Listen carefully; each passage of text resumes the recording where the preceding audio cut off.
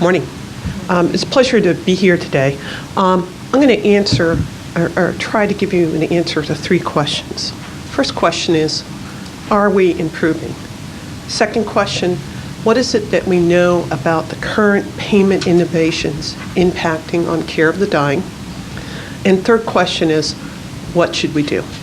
Okay, so here's the Reader's Digest version. So this is just like on Huffington Post. This is a little thing. If you don't want to read this article, here's the answers.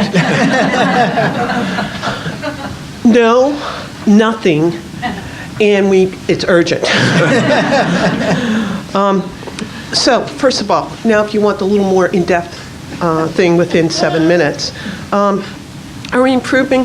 Well, depends. Is the glass half empty or is the glass half full?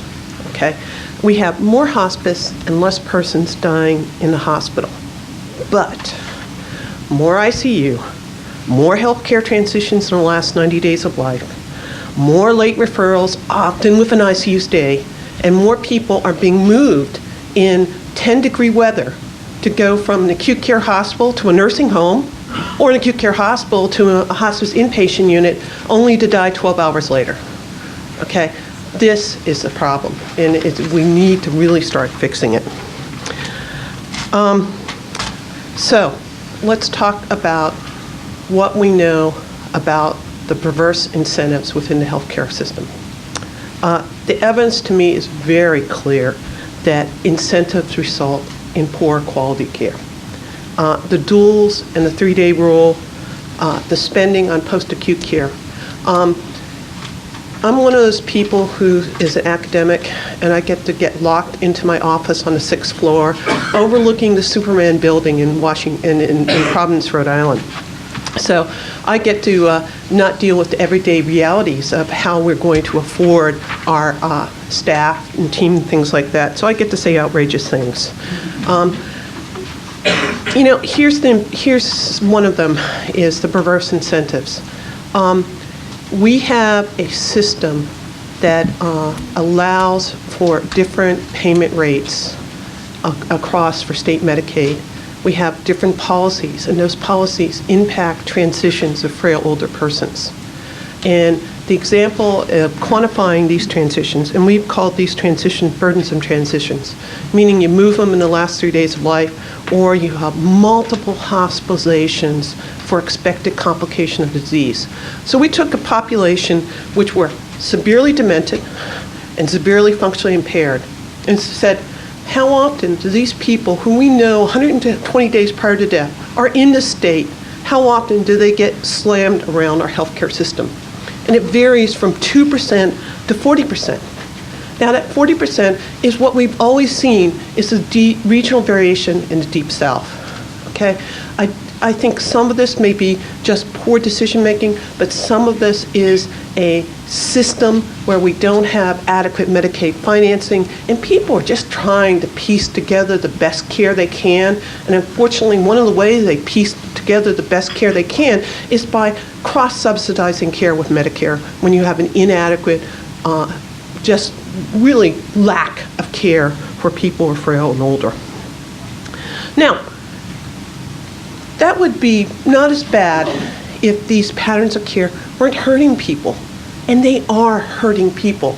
If you take a look at regions that have a high rate of these burdensome transitions, and I tell you that 1 in 5 of these people die with a stage 4 decubitus ulcer, and you compare this to regions that don't have this rate of burdensome transitions, only 5.7% of them have a stage 4 decubitus ulcer.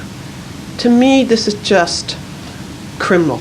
We need to start fixing the problems with these perverse incentives.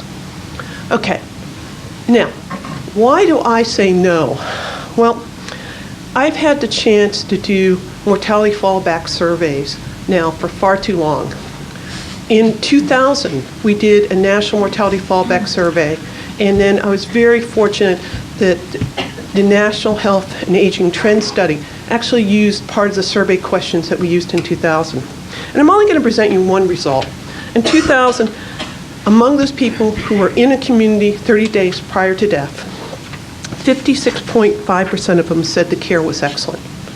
In 2011, only 45.5% said care is excellent. We're clearly going in the wrong direction. So, what is it we know about current payment innovations? Well, the bottom line is we don't know. What we do know is there's a paradox of numbers, that Medicare Advantage plans on average have 3.5% of their population die. Of those who die in the United States on Medicare, 22% have a Medicare Advantage plan. Of those who die in hospice, 1 in 4 are on an MA plan. What do we know about ACOs? Nothing. What will we know about ACOs? Nothing, because there's no way of identifying them within the Medicare denominator file. So that means that some of us are going to go out and collect tax identifier numbers of physicians so we can at least do the analysis to understand what is the impact of these new innovations on end-of-life care. Okay, what should we do? I think it's pretty clear now that the canary has died. And we need to change the incentives. We need to pay for quality, and key is person-centered care. Key is shared decision-making. We need to align expenditures from growing a healthcare industry to focusing, it's an industry that focuses on the rate of procedures. It focuses on the average daily census. And it doesn't focus on health. We need to critically examine how we are spending both medical and social spending and how that's contributing to the health.